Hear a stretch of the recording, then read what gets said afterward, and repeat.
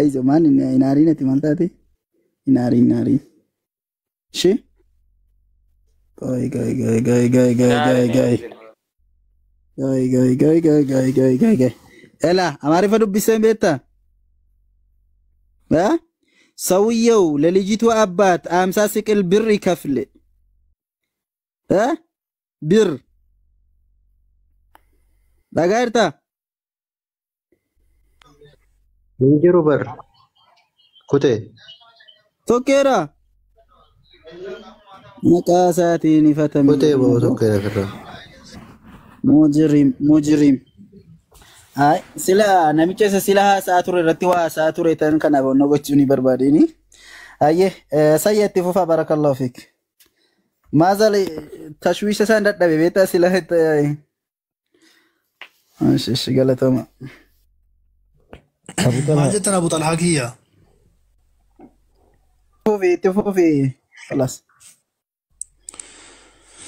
مرحبا ناتان ايه كم جبت نقاكي نقاك اللي تواقع ايوه قصدي رسينتي كاتي كيسا قدي وبدين ناني جولين سي بوستين اتفكاتا سينتي تورتي متيام ايه سينين تري keessa gadi hin deeminati yoo seente kaatu mana keessa walii gadi hin deddeemin hin deemne mana keessa hin deemne dhaggeeffachaan ture isaanumatu na baase hayyee siif haa ta'u ishii ragaatti argattaniitu amantaan kiristaanaa amantaa dhugaa ta'uudhaaf moo irra taruu gaaffii kana dhugaadha malee maal hayyee itti argattaniitu ragaa inuma gaafannaaf hin jedhee amantaan kiristaanaa amantaa dhugaadha moo amantaa dhugaa miti daataan amantaan kiristaanaa amantaa dhugaati amantaa dhugaa ta'uu isaadhaaf ragaa itti qabdu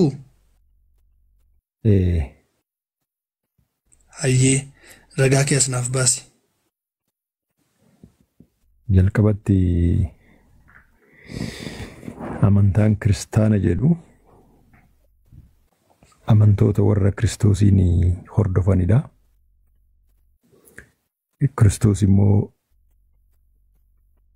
waaqa dhugaa waaqa haqa qabeessa ta'uusaa ragaa hedduutu jira. Naataan ayyee amantaan kiristaanaa maal hordofuu maalitti amanuu waaqa isa kam waaqessu waan jedhu itti deebinaa amantichumti masarati isaa yookaan immoo hundeen isaadhaa amantaa dhugaadhaa amantaa dhugaa ta'uu isaadhaaf amantaan kiristaanaa amantaa dhugaadha kan jedhu yookaan immoo kiristaanummaan amantaadha kan jedhu ragaa itti qabdaa macaafa keetirraati akka maasila naaf dubbattetti. Nan qabu. Laal hiikaa isaa sin gaafannee maalummaa isaa osoo hin taane amantaan sun dhugaadha moo dhugaa miti kan jedhu yookaan immoo kiristaanummaamti amantaadha kan jedhu ragaa sana feenee turre beektaa. Naaf dhiyeessi natti himi rakkoon qabu nan baafadha. Amma maal akkasitti mu barbaadde? Amantaan kiristaanaa amantaa dhugaatii akkuma ati sila jettee macaafarraa dubbifattee argatte moo ofii makee akkana jette. Macaafarraan dubbise malee kiristaanni waan ofiisaarraa dubbatu hin qabu waan macaafni dubbatu dubbata. Yoo macaafni si bira jiraate baasiitii nu dubbisi walumaan laalla. Okay. Jalqaba irratti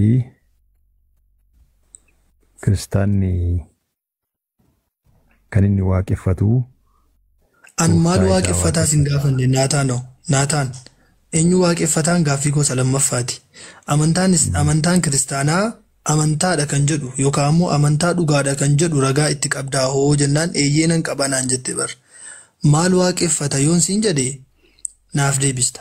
Yookaan immoo gaaffiin kan koo amantaamti kiristaanaa kuni maalidha hiikkaan isaa yoon siin jedhee naaf deebisuu dandeessa. Gaaffiin koo sanaa miti.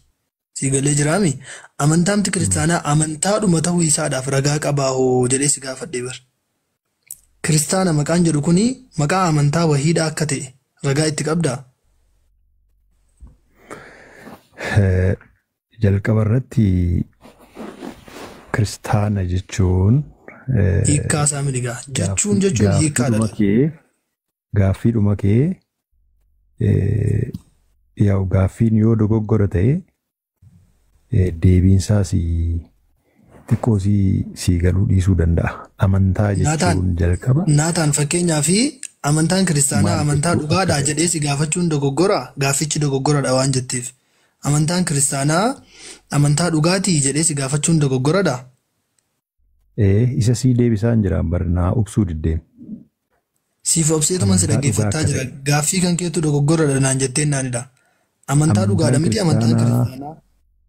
Amantaan kiristaanaa amantaa dhugaatii yoo jettee yoo na gaafattee amantaa dhugaatii. Kiristaanni nuti kiristaanni gooftaa dhugaati kan nuti waaqeffannu. Amantaa maal waaqeffattuu sin gaafanne naataan ogo sin dhaabaati maal waaqeffattuu sin gaafanne kaan gaaffiin kiyya maal waaqeffattuu sin gaafanne maalitti amana kiristaanni maal waaqeffata kan jedhu si gaafadheera sin gaafanne amantichumti dhugaa tahuu isaadhaaf amantichi dhugaadha amantaa dhugaatii erga naan jette amantaa dhugaati kan jedhe sidhamu macaafatu akkana jedhe. Macaafatu akkas jedhe. Macaafarraati ragaa naaf dhiyeessuu dandeessaa? Sii dhiyeessaa. Ayyee naaf gaafadhuuti naaf dubbadhuuti annan baafadhaati ishee.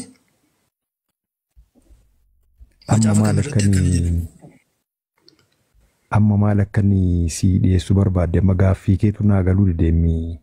Amantaan kiristaanaa amantaa dhugaadha kan ati amma jette. Si tokkas jedhee bar amantaan kiristaanaa amantaa dhugaadha kan ati amma jette kana ragaa isaatiin as dhiyeessi ragaa isaa as dhiyeessi ragaa sanaaf kenni. Amma kiristaanni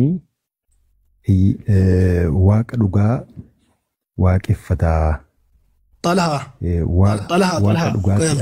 naataan aandee xalahaan jirtaami? Ni jira. Bakka waan amantaa kiristaanaa dubbatuu dideera waan kiristaanni waaqessu gaafadhuuti itti fufi. Aruux lahammaa. Naataan. Ayyee. Akkam jirta? Nagaadha. Nagaa fayyaadha. Fayyaa galata waaqaa. Amantiin kiristaanaa amantii dhugaatii jette si dhageetiin ture.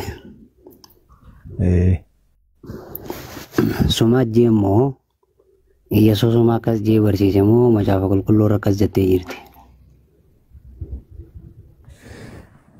Macaafa qulqulluutu akkas jedha garuu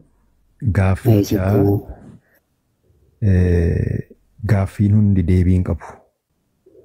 Gaaffiin hundi deebii dhabuufis kan inni deebii dhabuufis gaafficha irratti rakkoo gaaffii ta'uu danda'a. Wanna goote gaafficha tulluu hin galle. Qormaatuma kutaa lamaa goote harree gaala caa hoolaa daa hunduu deebiin hin jiru. Gaafichi kamis hin galinime gaafichi kinis hin jee amantiin teemaa lennaan kiristaanni amantii dhugaatii amantii haqaatii jette siitu kana jemoo kitaaba jee jennan kitaaba jee jette mee kitaabuma kee harkaa qabdu sanirraa kiristaanni amantii dhugaatii amantii haqaati kan jedhu nu barsiisiin jedhe. Jalqaba kiristaanni gooftaa Yesuus Kiristoosiin waaqeffataa. Amantaa jechuun waan itti amanan tokkodha. Waan waaqeffatan tokkodha malee instituushinii yookaan dhaabbata miti. Kiristaana maaliif hin jetta reega akkas taate? Jechuun kiristaanadha. Kiristaana jechuun yaamuun maaliif barbaachise? Duuka buutuu Iyesuus Kiristoos jechuudha.